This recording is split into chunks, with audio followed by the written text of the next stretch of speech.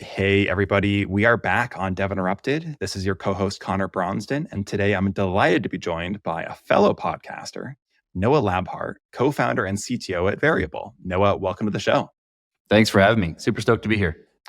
You might also know Noah, who, see, I'm already messed up. You might also know Noah as the host of the podcast Code Story, which features loads of amazing tech leaders, such as our very own Dan Lyons. But in his own right, he's a founder, a CTO, and software architect who spends a lot of time reflecting on the careers and the products that other leaders have created and understanding the best routes to be an incredible engineering leader and build excellent engineering teams. If you aren't familiar with Code Story, definitely check it out. Noah, really enjoy your podcast, and your email newsletter is great as well. I appreciate that very much. It's a labor of love, as I'm sure you know, but get to talk to some amazing leaders. Well, we're very glad you were able to join us on the show, and it's definitely something we resonate with because that's kind of our favorite thing as well. Is talking to these incredible leaders and learning from them and challenging them on their approaches. It's because of those conversations that you have on the podcast and your career experiences that they really make you a perfect person to have on our show to continue this series that we've started on the career journey of being an engineering leader. You describe yourself as someone who is passionate about building world-class teams. And that's exactly what we want to talk about today: how to build great teams and be an excellent engineering leader. To start, there's an intriguing approach that you've taken in building your engineering teams, particularly with hiring career-changing engineers. Can you explain this concept? Yeah, sure. So, I think it's important to define what a career-changing engineer is, and generally speaking, it's someone who perhaps worked in a non-tech or non-programming environment prior to getting into a tech job, right? Probably in the middle of those two things, there's a boot camp or some sort of self-learning process where they have learned the practical skills to come in and do some programming. So what we've done at Variable is really pay attention to those types of individuals. One, because they're excited, they're hungry, they're new in their career as far as the technical side of things. So they're really excited to dig in, to build new things, to sort of create a name for themselves.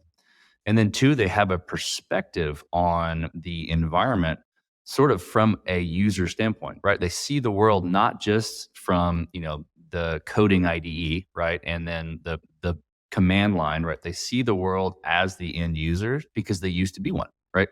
And so we've seen a lot of value in having team members that have those experiences in their career prior to coming into technology. Helps them create a well-rounded product.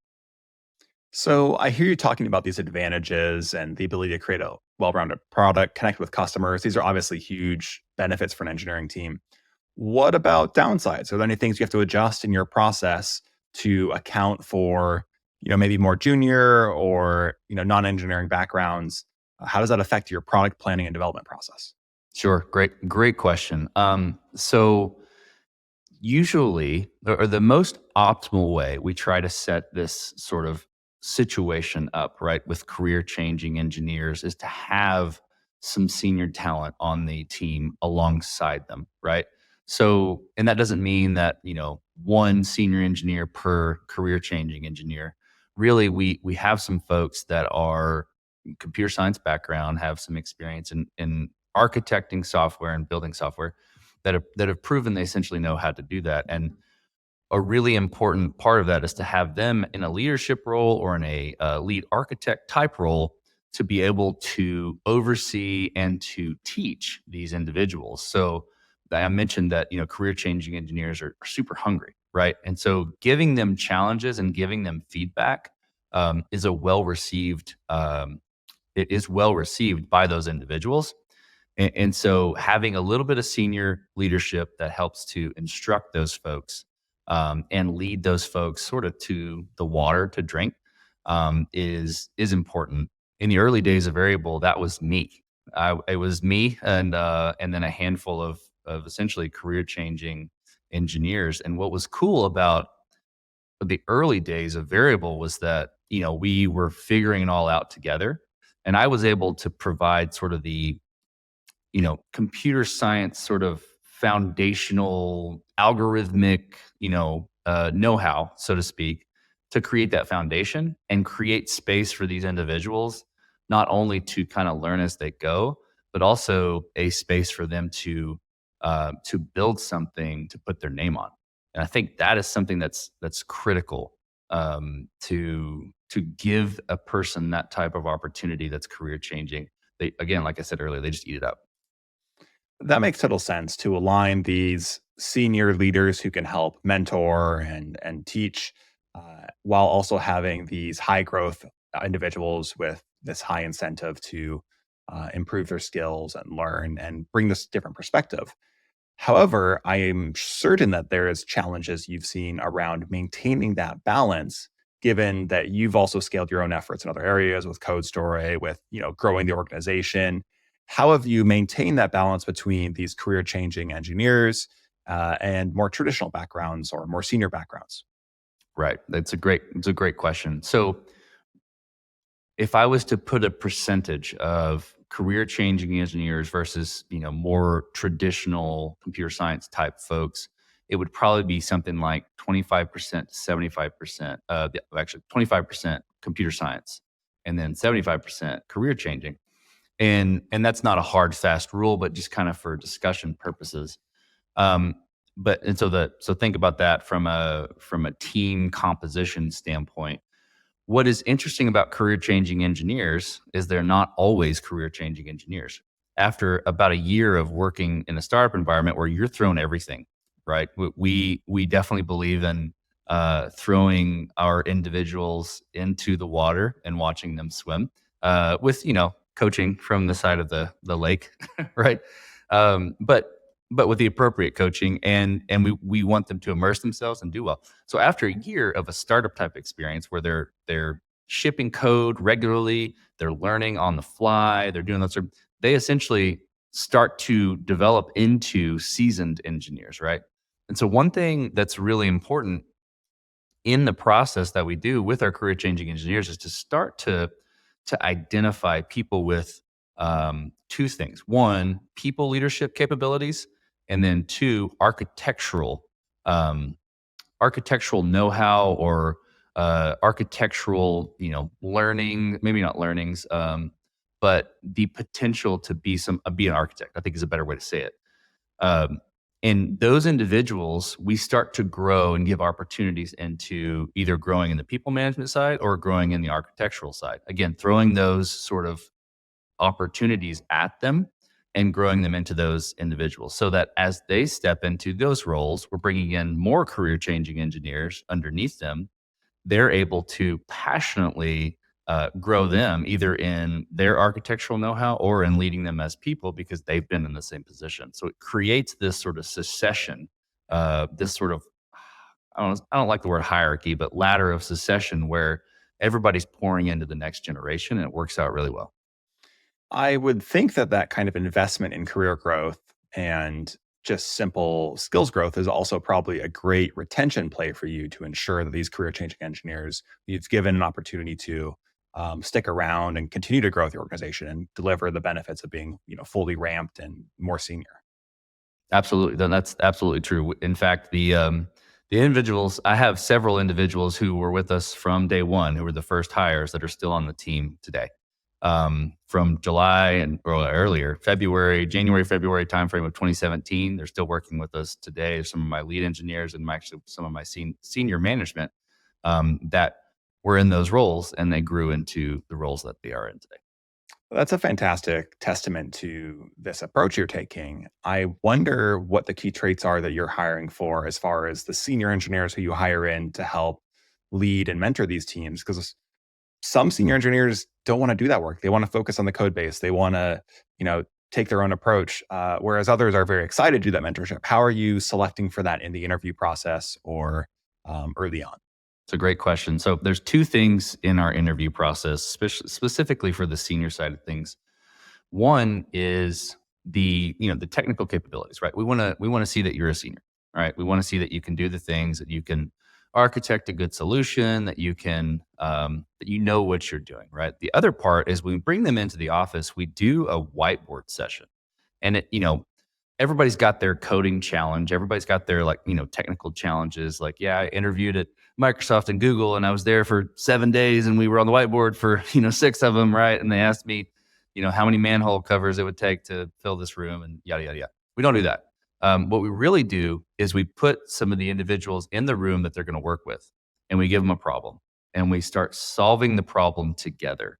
And what we look for is how they respond to people giving feedback, either positive or negative, or changing the equation of the problem in flight, and how well how well they adapt to the change, but less of like, it's important to be able to solve the problem, be adaptable, but less about that and more of like, how do they work with the team? How do they ask questions to the team? How do they respect the other team members that are bringing questions to them? We're seeing like, I don't think that's going to work because of this. Is there another way we could do it?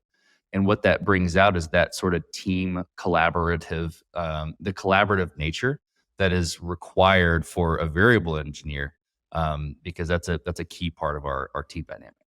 There's no question that these team dynamics can make or break the success of a product.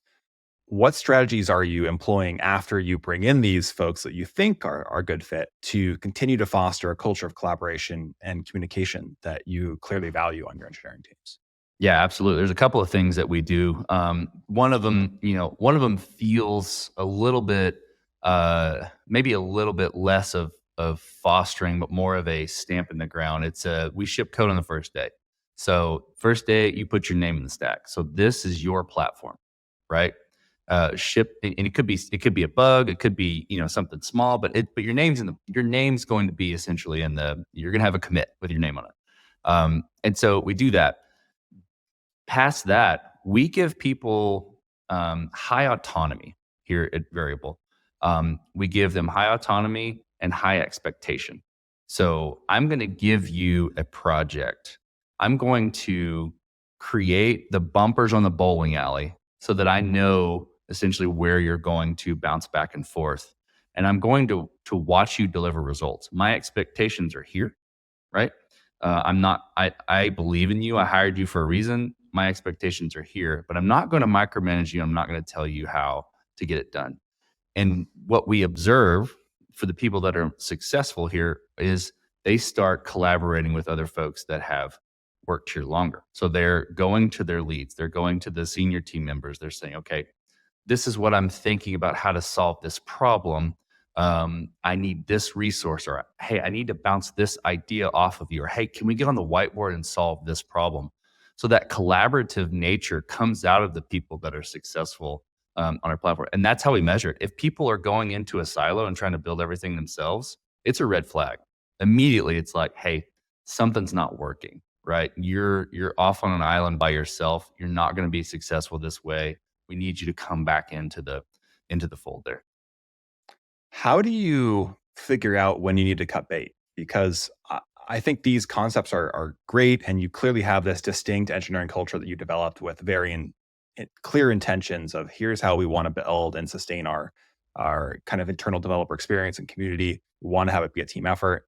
But even with these hiring approaches, I know not every hire works out. And a lot of leaders who are earlier in their career or beginning to take these first steps as engineering managers maybe want to give a long rope to team members who come in and don't turn out to be a good fit. And it's I don't want to say it's easier to identify when things are working well, but it's certainly easier to run with it if I can say, oh, this person came in, we thought they were going to be a great collaborator. They are. This is awesome. Like that's something I know how to handle.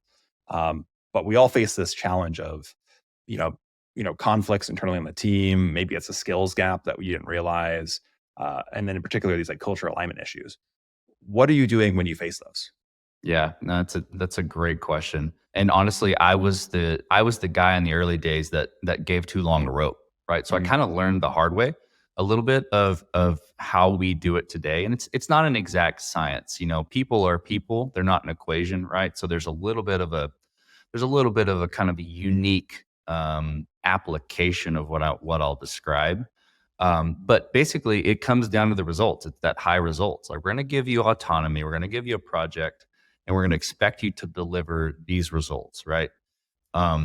If those results aren't met, we're going to give feedback that they weren't, and we're going to be direct with that feedback. Be like, hey, you did this great.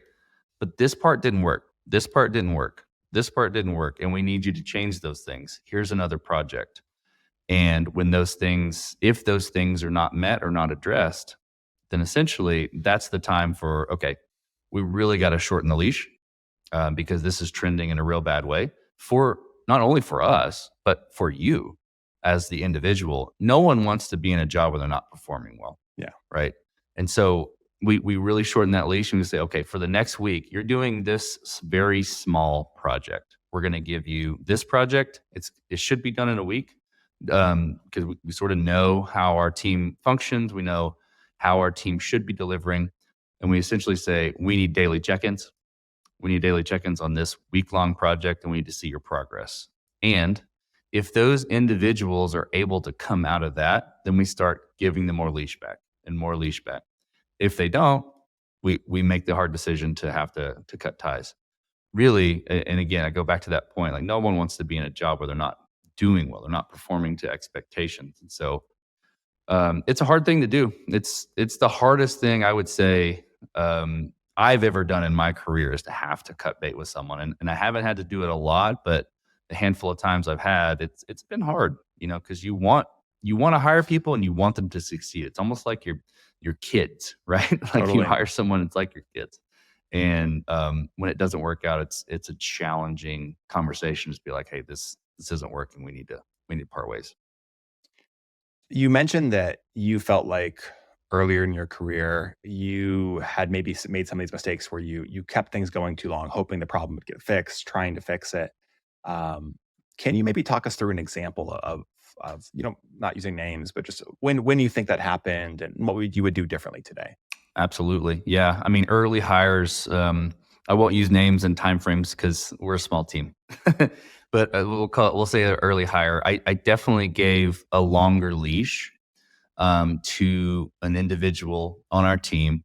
And what happened, because of my delay in accepting the inevitable truth that this person wasn't just going to work out, we kept that person on probably 6 months longer than we should have.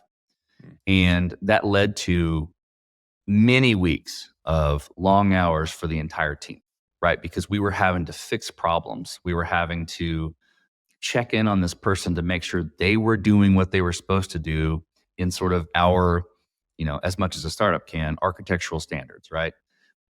Fixing issues, taking ownership of their part of the product.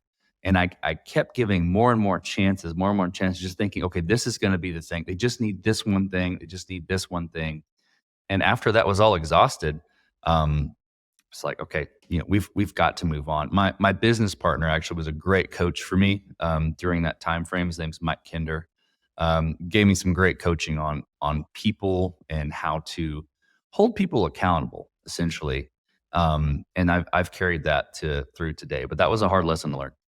I definitely hear you on that because I think a lot of folks, when they first come in as a manager, struggle with that accountability piece because we don't want our direct reports to be frustrated with us. We want to be liked. We want to foster a positive culture. We want to encourage them. But it's really important that you actually also hold them accountable to those high standards. You say, look, we're a high performing team. We're going to hold you accountable to these because it's what's right for the whole team. When you fail to hold those folks accountable, it impacts, to your point, all the other devs, all the other product managers who are dealing with this, all the downstream salespeople trying to sell the product.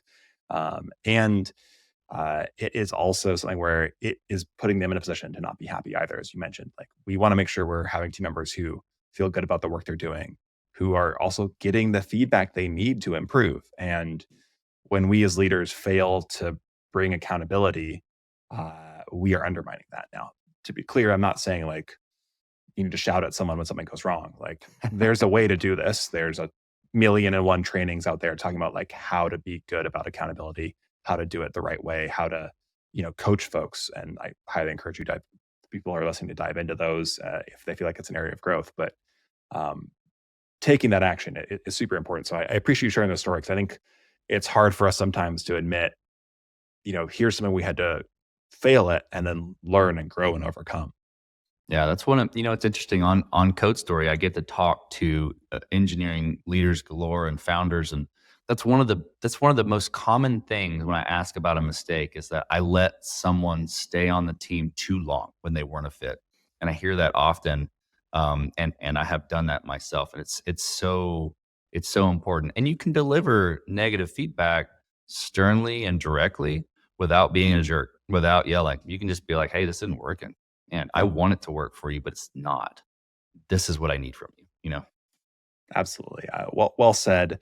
And I think it probably has a little bit to do with the statement that I've seen Variable and yourself make about we hire developers, not programmers. You're looking for Mm, folks who have not only some built-in accountability, but this desire to be high achievers and be part of a team. that's right. No, that's exactly right. So the kind of premise behind that, there's an article, and I'm going to botch the name. I know the guy's name is Eric, and I'm trying to remember the last name. I'll have to look that up.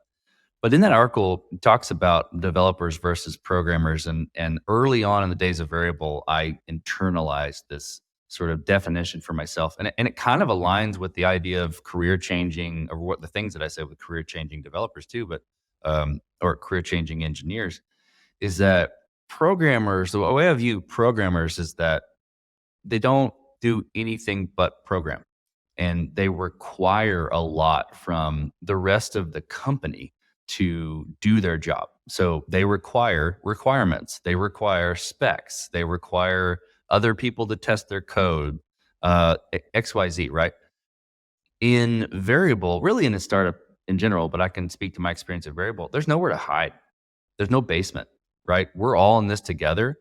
Our engineering team interacts with our CEO, our market teams that are out there selling the product, our platform teams that are sort of going through the strategy of how we're going to move forward on a daily basis. We're all like one big happy family, right?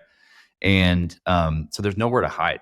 So when I say developers, it's really this kind of intersection of programming and design and quality assurance and product ownership, and I think that sweet spot of all of that is really what the type of developer that I want to hire, the type of person I want to hire, and that's what I call a developer, is someone who is taking ownership of what they're building, right? Is proud of what they're building. They want it to be the best that it can. They want it to work really well. They don't want it to be buggy, right? They want their code to be architecturally sound.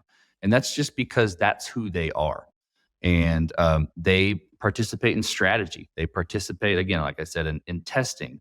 They interface with businesses. They get out and mix it up with customers, and we have our our engineering team has gone out and worked different work opportunities on our platform just to feel what it's like to be someone on our platform. They've gone out to the businesses and really watched them use the product or see the environment that they have so that they can build better products.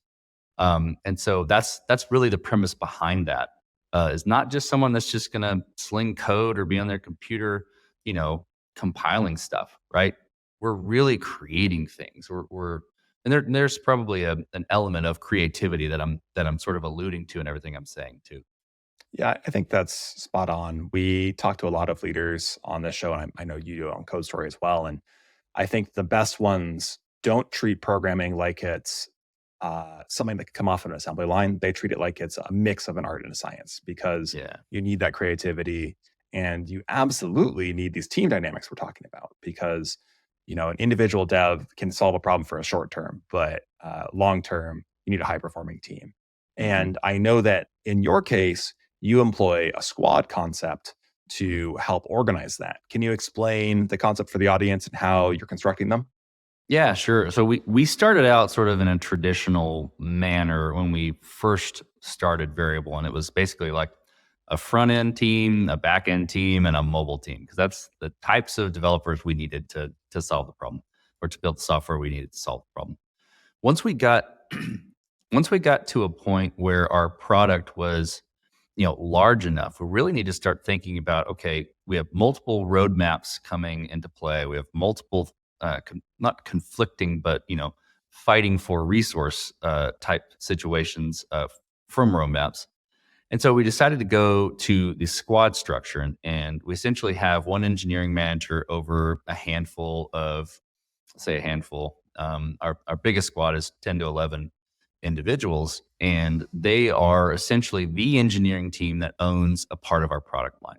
So for Variable, we have our marketplace, which is where businesses and operators, which are the workers, connect on work opportunities, bid on the work opportunities, and complete and get paid.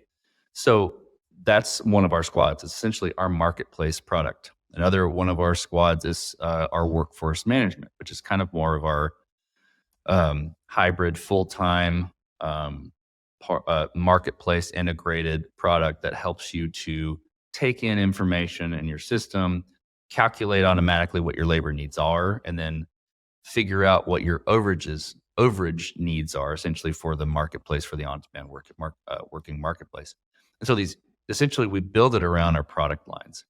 And the reason we do that is, what I mentioned earlier with the platform getting big enough, but also because in the same vein of hiring developers over programmers, our squads are essentially subject matter experts for these product lines too, right? They're not just coders, right? They're not just slinging code.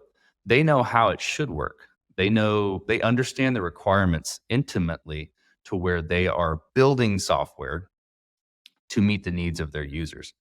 And so that's a big part of the reason why we have broken into squads. We have other squads that are sort of backbone squads for our engineering teams, which are core platform and then core UI. Core platform is essentially our shared services team, where they're building all the services that the other squads are consuming. More computer science heavy, more architecture heavy, a lot of orchestration, DevOps, things like that. And then core UI is more around the front ends and the standards around the front ends of for our design, for what sort of design frameworks we're using, how we're building the front end interfaces from a mobile and from a front end standpoint. And that's where we sort of get our standards on both sides. But those squads are focused on those sorts of things. And my understanding is that you've experimented both with having product managers oversee squads and engineering managers oversee squads, and have settled on engineering managers as the right choice. Can you talk a bit about that decision and why you came to it? Yeah, absolutely. It's a learning lesson for me, and I will boldly say it was a failed experiment by me. Um, I decided to add in a product management team into the mix of our organization. Hired some great product managers. They were very smart people. But what happened was that it ended up just being someone sort of getting in the middle of our strategy team and our engineering team, and sort of creating additional work, creating additional um, metrics, right, to drive the process, where we sort of already had those things in place um, in a different group, right? So what ended up happening was product management essentially would take a roadmap, put together a roadmap, and then sort of just dictate to the engineering team as if they were a programming team, right? As if they were programmers. They weren't developers, right? They weren't owners, and they weren't accountable to the success of the product. That created a layer of bureaucracy that backfired. The engineering teams were unhappy because they felt like they didn't have a sort of say, or they didn't have buy-in in the whole roadmap process. What we call our platform team, which is our strategy team, um, they essentially were doing product management, or at least strategy as far as their roadmap, without having to put together, KPIs and things of that nature, the stuff we'd already sort of come to, which is the value we were creating. And so it just interjected this sort of middle point that created more bureaucracy and more work. And so I had to make the hard decision to eliminate the product organization. Hmm. And obviously that was hard for our team. It was hard for my ego, you know. But it was ultimately the right decision. It's hard for those individuals too. We tried to do it in a way that was very helpful for them to land on their feet. But since we have done that, our team has gone back to thriving. So it was the right decision. That's a really interesting example. And I think it speaks to the differences you see across engineering organizations. Mhm. You very clearly have constructed your team with this growth mindset in mind, this, close to the bare metal of the product and what the customer is experiencing. Very intentionally trying to set folks up to take this more architect approach, as you put it. And that works great in your org. And, maybe another org would say, no, our product team is crucial for us because we need help with guiding this thing, or we just have so many stakeholders we need to manage. So it's great to hear this example because I think it's a failed experiment, and I know that sounds like it hurt you, and it was a challenging thing for those individuals, obviously. But it really speaks to the customization that needs to happen within each org. We talk a lot about frameworks and approaches, and I'm going to ask you in a second about your approach to operating squads and how you'd recommend others do it. But I think if you take anything away from this interview with Noah, which is like, these are concepts that you need to apply to your team, and your team has a unique operating cadence and a unique approach and unique individuals. That's not one size fits all. Mhm. That said, I do want to ask you about your approach for squads. If you were going to give advice to another leader who said, "Hey, maybe I want to try the experiment of squads," what best practices would you share? Yeah, that's a great question. We do have a unique sort of setup here at Variable that, like I said, the product management team didn't work out, but the squad idea did. And what has really worked with it has been this sort of idea that we're kind of creating mini startups within our startup. Like the squads are almost their own sort of engines within the variable ecosystem where they have their own roadmaps sort of delivered by a platform team where they have say into, okay, hey, this is going to take this long, or hey, this is a bad idea and this is why. This architecturally doesn't fit in what we're doing. So it's a collaborative co-ownership with our platform team. I would say that is a significant thing if someone is considering going to squads, is the ownership aspect from the engineers. If you've hired people who are strategic thinkers and not just programmers, then they don't need to be told what to do. You almost need to ask them what should be done, and listen to what they're saying. So I would say that's really important. The other part is you have to have engineering managers who are able to manage people outside of their traditional craft, right? So a good example, Pooja Kalaskar was one of our earliest hires. She was our first Android engineer, and now she's one of our senior engineering managers, and has been longstanding pillar of the company.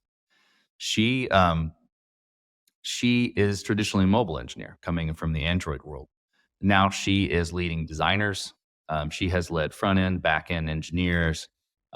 She's led data engineers. She's sort of done it all because she has grown into the ability to deliver on our roadmap and on our results that we're looking for, rather than delivering from a team who are like-minded or like skilled individuals, right? So I'd say that's another really important idea behind the squad structure, at least for us, is that the engineering manager has to be able to think outside their traditional craft. I've done a lot of web development in the past, but when we started Variable, I was actually an iOS engineer, mobile engineer. I Mm. started my own agency called TouchTap.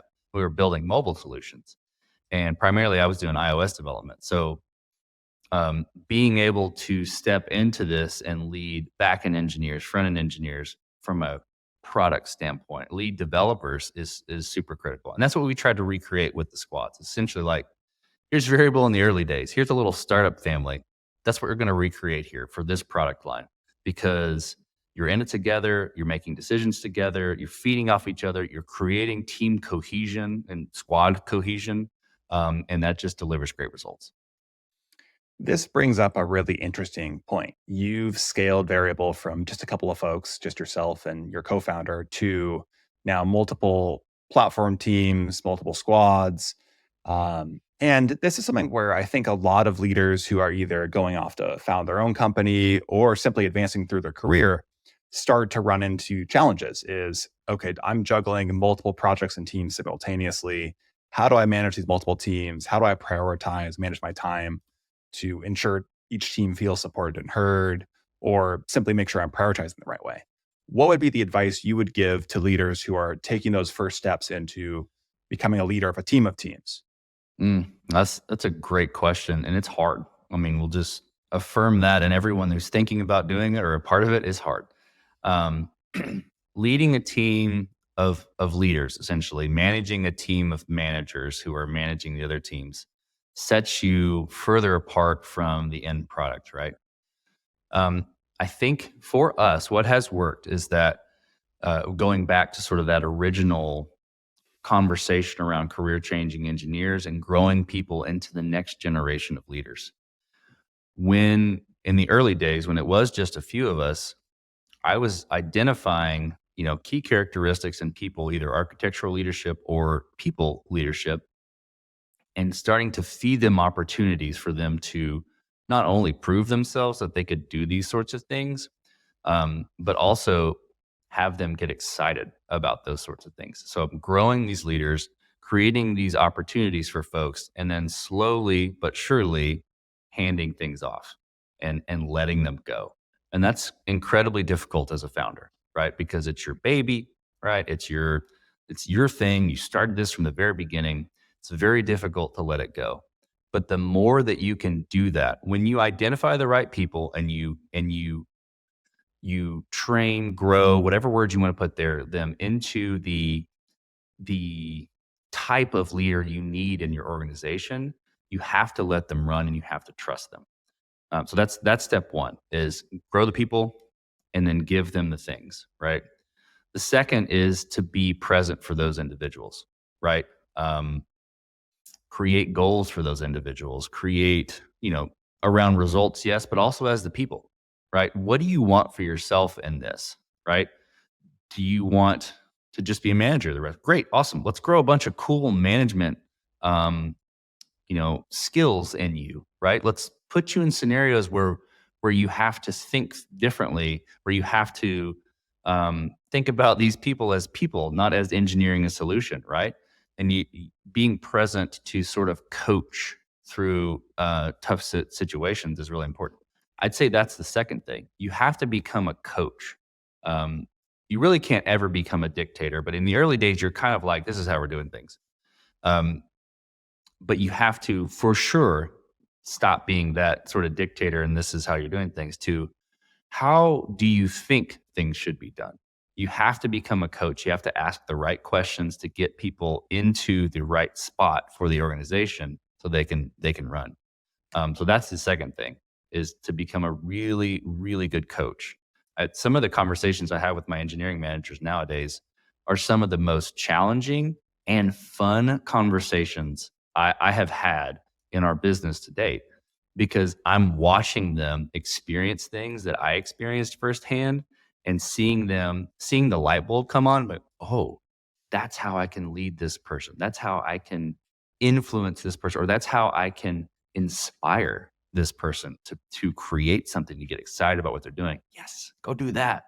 And then just so support them along the process. But it's hard. It takes a lot of work. It takes a lot of people time. It takes a lot of conversation, a lot of coaching, but it's worth it. That resonates deeply with me, that coaching piece, because I think a lot of us start our careers by managing people who are, let's call them enthusiastic beginners in the kind of situational leadership theory situation.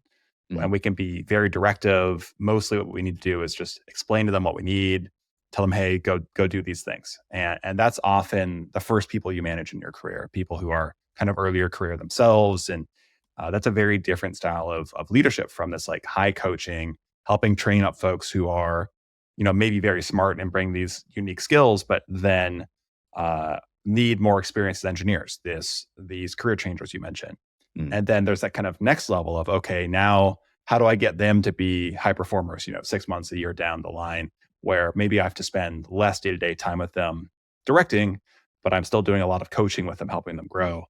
And then you have to take that kind of next level within that situational leadership theory framework of high delegation, highly autonomous, which I hear you saying is where you want to get to. And mm, I think that dichotomy between where you start, which is highly directive delegation, to highly autonomous delegation, where, I mean, ideally, all these folks, as you pointed out, are working in these squads and they're really solving problems and probably telling you about them. They're saying, hey, Noah, yeah, thanks for this career conversation. I wanted to give you an update on this thing that we solved. And you may not have known that they're solving it until now. And maybe you give feedback, oh, well, we could tweak this thing at the end, or it could just be great. Thank you for solving this thing. How can I enable your team to go solve other things? Because that's the state that I think a lot of folks want to get to in their careers, and it's highly rewarding when you have that autonomy and the trust. mm. But it takes a lot of effort and a lot of coaching to get there, as you point out. Yeah, no doubt. One other thing you reminded me of when you were saying all that was the third thing is to be available, Mhm. right?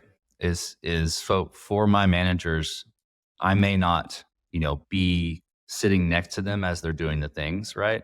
But the minute they need me, I'm there, right? The minute they send me the Slack message at 8 o'clock at night, I'm responding, right? So they know that I'm there to help them and I'm there to give them what they need. It's incredibly important. And I always ask them in our conversations, like, what can I do for you? Where Yeah, can I improve? What do you need? Do you need something different from me?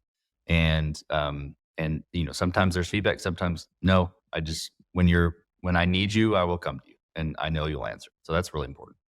totally agree. And we've touched on feedback a couple times in this conversation. And I think it's worth noting how important of a skill it is, not only to give positive and constructive and also critical feedback, but also to receive it. And as a Mm, leader, I think I see most incredible leaders I know seek feedback mm, desperately. They require it. They are always asking, "Hey, how can I do better? How can I improve?"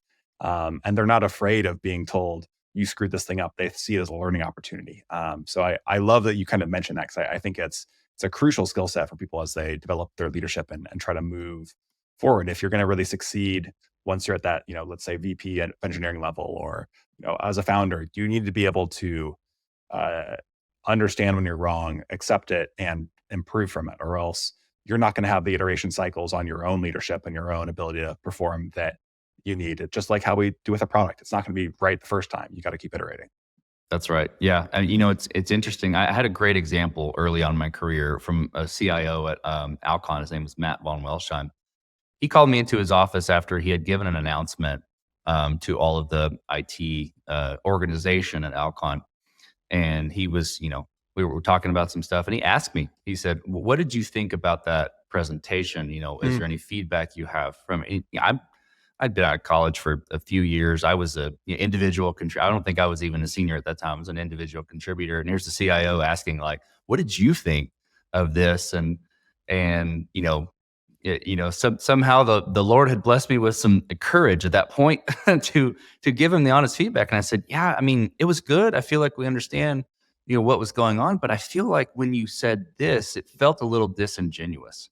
mm. And I think probably I don't remember exactly, but I'm sure at that point I was like, "Well, that might be my career here. That might be it." But you know what he did? He goes, "Huh, that's good feedback. Tell me more about that." And so he started asking more questions about it, and we had a great conversation. And so when I look back at the way he responded to that, he was not like, "How dare you?" Or, "I'm the CIO. You don't talk to me like that." He was really honestly interested in what I had observed. And I take that with me to this day, because I want to know if I'm giving off a vibe, or if I'm doing something that is indirectly harming one of my teammates, one of my employees, or something in our products. I wanna know because I wanna change it. That's an incredible example. And it leads me to ask, how do you go about setting that same level of trust and desire for feedback within your organization? Mm, It's a good question. I mean, I think there's a few things that popped to mind for that. One is to treat people like people, to ask for feedback and genuinely want it, um, and act on that feedback. Whether it's Crucial. something that the acting on the feedback can be, that's a great idea. We're going to go do that. Or I see your point. I'm going to go change this thing, right? And actually acting on the feedback could be also just responding to be like, I see your point. Here's why we're doing it this way, though, and explaining why. Providing context. Exactly, exactly. Giving good points of that, but really, it just boils down to treating people like people and giving them the opportunity to talk and listening. And I think so many of the successes at Variable, I think, hinge on that. That just people are people and they have ideas, and you hire people to come do great things. And people who are going to do great things are going to have ideas and are going to have feedback. So you should listen to them. What about when you have to give constructive feedback? How do you frame that or approach that with your team members? That's a great question. I think this is critical. Um, what what I really try to do is I try to ensure that it's not me against you. It's not boss giving feedback, right? It's us facing our shared goals, right? And so in the beginning with an Best advice I was individual, ever given with my wife is to treat all problems this way. It's us against the that's right. problem. That's right. Yeah, it works. It works in relationships too, right? It works in marriages. It works in relationships. It's the same sort of idea. Like, hey, we're on the same team, and we're facing this problem right here together. And this problem may be that you're not performing well in this area, and we've agreed, or you've agreed, and you've signed off on, like, you want to get here, right? And me as your yes manager, but also your boss, your mentor, your friend here. I want you to succeed. And I really think that this part here is not working. It's not Yeah. working. And it has to be direct and it has to be clear. Also, like it can't be beat around the bush and be like, well, you're doing these things well, and this is good too. Those should sort of be implicit, or already said. Actually, is a better way to say it. Not just implicit, because that's not saying the positive feedback. You should already be saying those things. But when you're having the hard conversation, it should be very clear what the problem is and what the actions are, and you should approach it as if you're on the same team. How do you level set for that with the right expectations and role definition so that people see that you're sharing that problem or that they have ownership of these problems that we're trying to solve and that maybe you're giving them constructive feedback on? Sure. No, that's a great question. I think there are areas that we can grow in this specific piece of role definition, and I think there's better ways that we can do it as far as documentation or things like that, The or hard like, one. here are your results. Everybody can do that better, and I admit that we have gaps there. But really it comes down to, like, conversationally expecting, like, I expect you to deliver X. Your job is to deliver X. And X could be, this feature, right? We'll call it feature X, right? I'm not going to tell you how to deliver feature X, right? But I need you to deliver feature X in a way that is, sustainable for the future, hits our deadlines to the most part. We all have fluctuations and deadlines and things of that nature, but provides ultimate value to what we're trying to do as a business, right? And if you hire the right people in the beginning, which is not always, it's not an exact science, it's a very hard thing to do, but if the right people are going to take that and they're going to treat it like their own personal goal, and um, they're going to try to hit it. So in saying, like, how do we manage those expectations? One is that, right? This is the joint shared goal. The other thing, though, is regular conversation, right? I don't give someone a project or one of my engineering managers an objective and then say, I'll see you in 6 months when you deliver that. You know, I expect them and I expect myself to stay connected. And we do this in really good ways some way, and then in other ways, areas that we can improve. But in this was our plan, right? This is how we are tracking to that plan. These are the things that are working. These are the things that are not working. These are the blockers we have where we need your help, Noah. And I expect them to communicate that on a regular basis, and I expect them to hold me accountable to removing those blockers, to clarifying expectations where they may seem unclear, and then for us to be in lockstep throughout that process until we deliver. So regular communication, autonomous project assignment, but in designing those sort of projects, there's also understanding of where people are and the whole bumpers on the bowling alley thing that I mentioned earlier, It's a where great, giving great metaphor. giving someone the ability to succeed. No, I've really enjoyed this conversation. I appreciate you bringing not only examples of your successes, but your mistakes and how you've learned from them. And I can see how you've leveraged both all the incredible conversations you're having on Code Story to learn from other leaders and also learning from your own experiences and your challenges as a founder and engineering leader. Before we go, is there one piece of advice that you could tell an engineering leader about how to set up a great team that we can end the conversation on? Mm, that's a great question. Um, I think the biggest thing I would say is to treat people like people. Treat your engineers, your engineering managers to grow a team. You treat them like you value them, and not like you value them, just actually value them. you know, actually care about their well-being. To illustrate that a little bit, it is kind of the example I have around career planning. Um, I tell all my engineers and engineering managers, if you want to go be an astronaut at NASA, great. Let me tell you what I can give you here that will get you to the point where you're going to be an astronaut at NASA, right? I can give you this skill, I can give you this opportunity, this thing, because I care about your well-being. I care about the fact that you want to be an astronaut at NASA. Not, I don't want to try to keep you here at Veryable for 27 years and have you be miserable, right? But I'm getting this one thing out of you, right? So I think caring about people as people and what they want goes a really long way in creating a win-win situation for a team. Well said. Noah, thanks so much for joining us. It's been an absolute pleasure. I want to make sure our audience has an opportunity to follow your work and stay in touch with you. What's the best place for them to find you? And how can they learn more about what you're up to with both Code Story and Veryable? Sure, I appreciate it. Really enjoyed the conversation. As far as Code Story, you can check us out at codestory.co. That's the main website. You can also check out the podcast on any podcast catcher out there.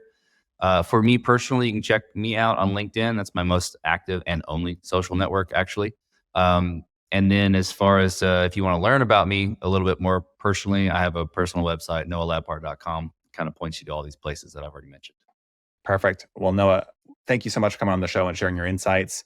And if you're a listener who also wants to get engineering insights, just like what Noah shared with us, make sure you're signed up for our Dev Interrupted Substack for weekly insights on Tuesdays from all the best engineering leadership content across the internet and our Thursday deep dives. I'm going to try to get Noah to write one for us sometime because I think it'd be fantastic.